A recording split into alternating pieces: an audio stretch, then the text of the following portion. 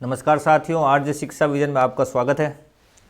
आज हम बात करेंगे मनोविज्ञान से संबंधित एक नए टॉपिक के बारे में, जिसमें मुख्य रूप से आज पढ़ेंगे हम वातावरण, उसका अर्थ, परिभाषाएं और वातावरण को प्रभावित करने वाले जो मुख्य कारक हैं जिसका असर बालक के विकास पर पड़ता है, उन पर चर्चा करेंगे। उसके अलावा बाल विकास की जो विभिन्न अवस्थाएँ हैं वो कौन कौन सी है, किस विद्वान ने कौन कौन सी अवस्थाएं बताई हैं, मुख्य रूप से उन अवस्थाओं को देखेंगे कि बाल विकास की जो प्रमुख अवस्थाएं कौन सी है, और विद्वानों ने जो अपने अपने मुताबिक जो बाल विकास की अवस्थाएं बताई उस पर चर्चा करेंगे।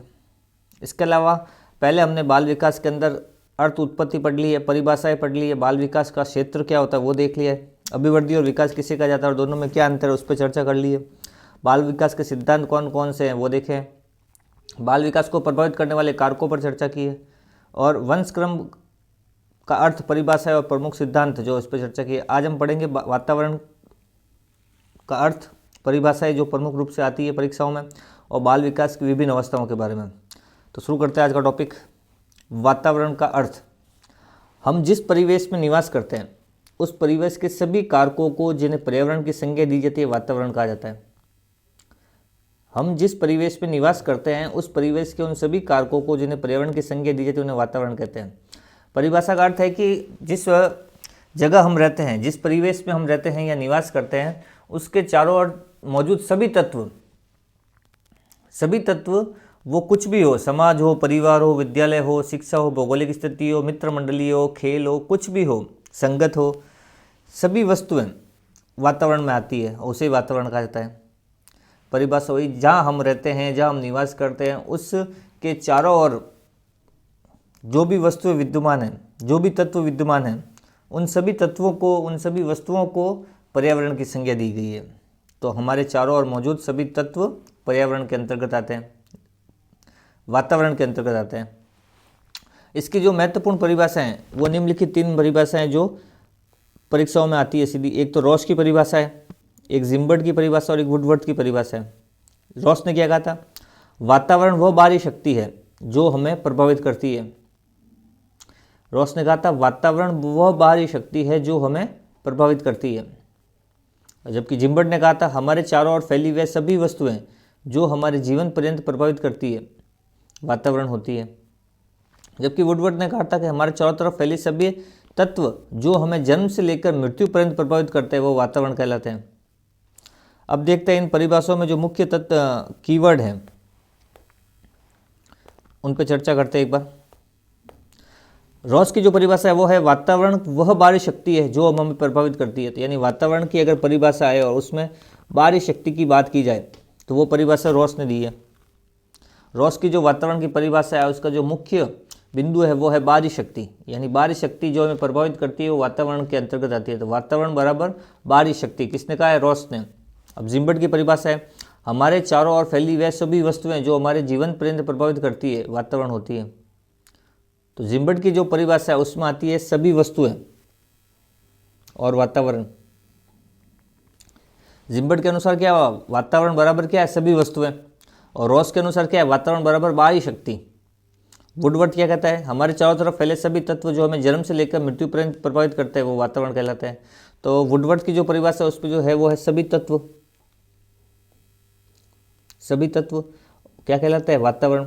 दोनों में देखो, उसमें जीवन पर्यंत का है और इसमें जन्म से मृत्यु पर का है, लेकिन जो मुख्य बिंदु है उसका वही यही है कि सभी वस्तुएं जीवन पर्यंत, यह कहा है जिम्बर्ट ने, और सभी तत्व जन्म से मृत्यु वातावरण, यह कहा है वुडवर्थ ने। तो वुडवर्थ की जो परिभाषा है उसमें वातावरण बराबर है सभी तत्व, और जिम्बर्ट की जो परिभाषा है उसमें वातावरण को सभी वस्तुओं से इंगित किया गया है, और रॉस ने जो है सब वातावरण को जो है बाहरी शक्ति के रूप में इंगित किया है।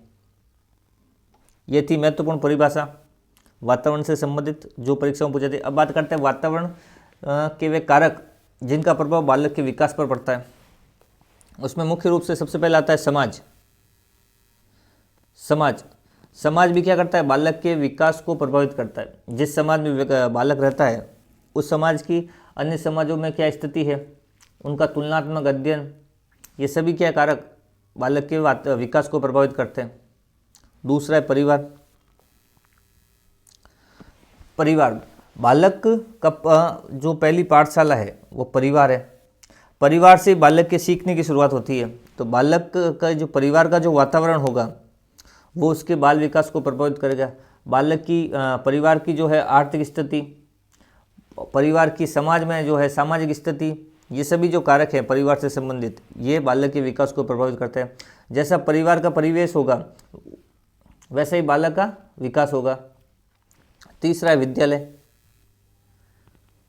परिवार से बाहर निकलने के बाद बालक का जो विकास पर सर्वाधिक प्रभाव डालता है वो डालता है विद्यालय। क्यों? परिवार के अलावा बालक का जो ज़्यादा समय होता है वो विद्यालय में व्यतीत होता है। तो विद्यालय में जो कुछ सिखाया जाता है उसका प्रभाव बालक के जीवन पर पड़ता है, जो उसके विकास को प्रभावित करता है मानसिक रूप से, शारीरिक रूप से। चौथा है जन्म स्थान। किसी भी बालक का जन्म स्थान, जन्म स्थान से तात्पर्य है कि बालक किस भौगोलिक स्थिति में जन्म ले रहा है, जिस स्थान पर जन्म ले रहा है वहाँ की भौगोलिक स्थिति कैसी है, वहाँ का सामाजिक वातावरण कैसा है, वो सभी बालक के विकास को प्रभावित करते हैं। पांचवा है जन्म कर्म। बच्चे का जो जन्म हुआ है परिवार में, उसका उस जन्म कर्म कौन सा है। अगर वो उस परिवार का प्रथम बालक शिशु है या दूसरा शिशु है या तीसरा शिशु है, तो उसका जो जन्म कर्मांक होता है वो उसके बाल विकास को या बालक के विकास को प्रभावित करता है। छठा है शिक्षा। शिक्षा एक बाह्य तत्व है जो बालक के विकास को प्रभावित करती है। अगर किसी बालक की शिक्षा अच्छी है तो उसका मानसिक स्वास्थ्य या मानसिक विकास अच्छा होगा। मानसिक विकास अच्छा होगा तो उसका शारीरिक विकास अच्छा होगा, सामाजिक नैतिक विकास भी अच्छा होगा। सातवां है भौगोलिक स्थिति। भौगोलिक स्थिति यानी बालक जिस जगह जन्म लेता है वहाँ की भौगोलिक स्थिति क्या है, वहाँ की जलवायु किस प्रकार की है। एक संपन्न भौगोलिक परिस्थिति में जन्म लेने वाला बालक एक विषम परिस्थिति में जन्म लेने वाले बालक से विकास के तौर पर, सामाजिक, शारीरिक और मानसिक विकास के तौर पर अच्छा होगा। दूसरा है बालक की संगत या मित्र मंडली। बालक के विकास को प्रभावित करने में उसकी मित्र मंडली या संगत जो होती है वो महत्वपूर्ण कारक है। बालक का जो समय है बाल्यावस्था आते आते बाहर की मित्र मंडली और संगत में ज़्यादा बीतने लगता है, तो उसके मित्र मंडल और बालक की जो संगत है वो उसको प्रभावित करती है। नम्मा है पोषण। बालक को अगर संतुलित पोषण दिया जाएगा, संतुलित भोजन दिया जाएगा, सभी तत्वों से युक्त भोजन दिया जाएगा तो उसका शारीरिक विकास अच्छा होगा। शारीरिक विकास अच्छा होगा तो मानसिक विकास भी अच्छा होगा। यानी शारीरिक और मानसिक विकास के महत्वपूर्ण जो तत्व है वो पोषण है। संतुलित भोजन शारीरिक और मानसिक विकास को प्रभावित करता है। 10वां है खेल। बालक के शारीरिक विकास के लिए खेल आवश्यक है। बालक जितना ज़्यादा खेलेगा शारीरिक विकास उसका ज़्यादा होगा। शारीरिक विकास अच्छा होगा तो ऑटोमेटिकली मानसिक विकास भी अच्छा होगा। तो ये कुछ महत्वपूर्ण तत्व थे वातावरण के जो बालक के विकास पर प्रभाव डालते हैं। इसमें मुख्य रूप से समाज, परिवार, विद्यालय, जन्म स्थान, जन्म क्रमांक, शिक्षा, भौगोलिक स्थिति, संगत, पोषण और खेल। अब बात करते हैं बाल विकास के अंतर्गत बाल विकास की कुछ महत्वपूर्ण अवस्थाएं हैं।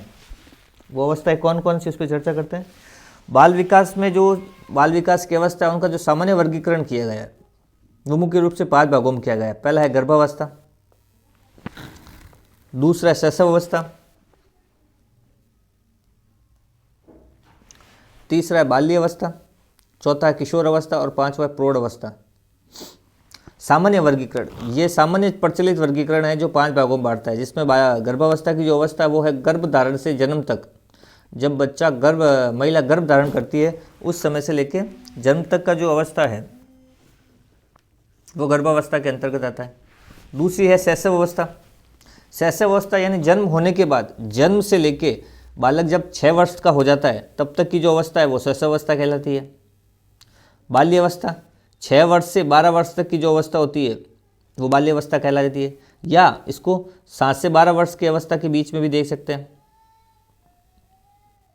चौथा है किशोर अवस्था। किशोर अवस्था का जो समय है वो है 12 वर्ष से लेकर 18-19 वर्ष तक, या इसको ऐसे भी बोल सकते हैं 13 से 18-19 वर्ष तक। कहीं कहीं 13 से 18 से 19 वर्ष लिखा हुआ आता है तो कहीं कहीं 12 से 18-19 लिखा हुआ आता है। तो किशोर अवस्था का जो समय है वो है 12 से 18-19 वर्ष। फिर है प्रौढ़ अवस्था। 19 वर्ष के बाद की जो अवस्था होती है वो प्रौढ़ अवस्था में डाला है सामान्य वर्गीकरण में। अब बात करते हैं विभिन्न विद्वानों ने बाल विकास की जो अवस्था है बताई, उस पर देखते हैं। तो सबसे पहले रॉस ने बाल विकास की जो अवस्था है उसको 4 भागों में बांटा है। पहला है शैशव अवस्था, दूसरा है पूर्व बाल्यावस्था, तीसरा उत्तर बाल्यावस्था और किशोर अवस्था। तो रॉस ने जो बाल विकास की अवस्था है उनको 4 भागों में बांटा है। पहला है शैशव अवस्था, दूसरा है बाल्यावस्था, पूर्व बाल्यावस्था, तीसरा उत्तर बाल्यावस्था और चौथा किशोर अवस्था। इसने गर्भावस्था को नहीं लिया, सीधा शैशव अवस्था से लिया। शैशव से सीधा बाल्यावस्था के 2 टुकड़े किए, पूर्व बाल्यावस्था और उत्तर बाल्यावस्था, जबकि किशोर अवस्था को एक ही रखा है। तो शैशव अवस्था का जो समय बताया रॉस ने वो बताया 1 से 3 वर्ष का, जबकि पूर्व बाल्यावस्था का जो समय बताया वो बताया 3 से 6 वर्ष का, और उत्तर बाल्यावस्था का जो समय बताया वो बताया 6 से 12 वर्ष का, और किशोर अवस्था का जो समय बताया है वो बताया 12 वर्ष से 18 वर्ष तक। यह था रॉस के अनुसार बाल विकास की अवस्थाओं का वर्गीकरण। अब बात करते हैं शैले के अनुसार। शैले ने जो है बाल विकास की अवस्थाओं को 3 भागों में बांटा है। पहला है 0 से 5 वर्ष, जिसे शैशव अवस्था कहा इसने। दूसरा है बाल्यावस्था 6 से 12 वर्ष, और तीसरा है 12 से 18 वर्ष में किशोर अवस्था। तो शैले ने बाल विकास की अवस्थाओं को 3 भागों में बांटा है, शैशव अवस्था, बाल्यावस्था और किशोर अवस्था, जबकि रॉस ने 4 भागों में बांटा है, शैशव अवस्था, पूर्व बाल्यावस्था, उत्तर बाल्यावस्था और किशोर अवस्था। अब बात करते हैं हरलॉक के अनुसार। हरलॉक ने बाल विकास की जो अवस्था है उनको 8 भागों में बांटा है, जिसमें सबसे पहला आता है गर्भावस्था, दूसरा है शैशव अवस्था, शैशव अवस्था के इसके बाद जो तीसरा डाला है वो है शिशु अवस्था, शिशु अवस्था के बाद पूर्व बाल्यावस्था, उत्तर बाल्यावस्था, उसके बाद किशोर अवस्था, पूर्व किशोर अवस्था, मध्य किशोर अवस्था और उत्तर किशोर अवस्था। सबसे ऊपर जो आती है किशोर गर्भावस्था। गर्भावस्था जिसका बताया इसने गर्भ धारण से जन्म तक की जो अवस्थाएं होती है वो गर्भावस्था के अंतर्गत आती है। शैशव अवस्था जन्म से लेकर 14 दिन तक की जो अवस्था है, हरलॉक के अनुसार जन्म से लेकर 14 वर्ष तक 14 दिन की जो अवस्था होती है वो शैशव अवस्था कहलाती है, और 14 दिन से लेकर 2 वर्ष तक की जो अवस्था है उसे शिशु अवस्था कहा जाता है। फिर उसने बाल्यावस्था को 2 भागों में बांटा है, पूर्व बाल्यावस्था और उत्तर बाल्यावस्था। पूर्व बाल्यावस्था को उसने 2 वर्ष से 6 वर्ष तक के बीच में डाला है, कहीं कहीं पे 3 से 6 वर्ष भी बताया हुआ है। उत्तर बाल्यावस्था को उसने 6 वर्ष से 12 वर्ष की अवधि डाला है, और कहीं कहीं पर 7 से 12 वर्ष भी बताया हुआ है। तो उसने बाल्यावस्था को 2 भागों में बांटा है, पूर्व बाल्यावस्था और उत्तर बाल्यावस्था। अब बात करते हैं किशोर अवस्था की। किशोर अवस्था को हरलॉक ने 3 भागों में बांटा है, पूर्व किशोर अवस्था, मध्य किशोर अवस्था और उत्तर किशोर अवस्था। पूर्व किशोर अवस्था को उसने 12 से 14 वर्ष में समय अवधि बताई है, मध्य की बताई है 14 से 17 वर्ष की अवधि, और उत्तर किशोर अवस्था की जो अवस्था बताई उसने वो बताई 17 से 21 वर्ष की जो अवस्था होती है उत्तर किशोर अवस्था की होती है।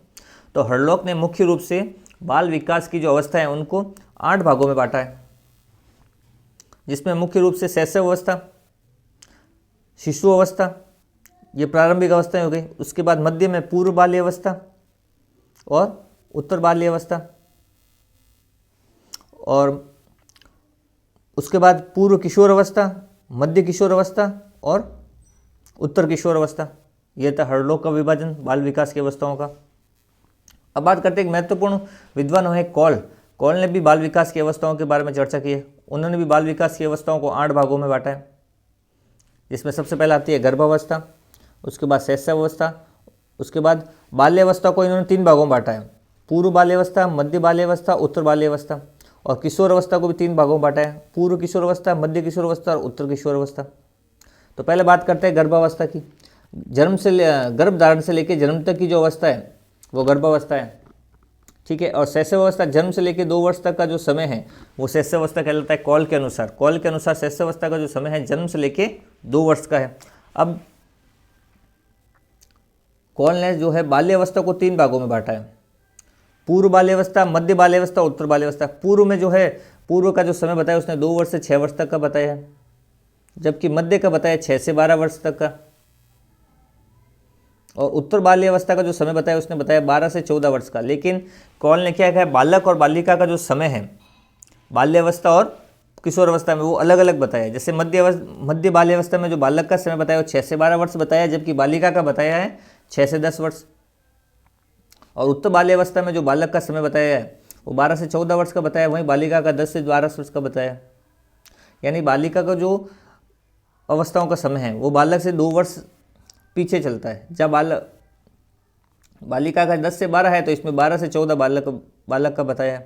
अब बात करते हैं पूर्व किशोर अवस्था में।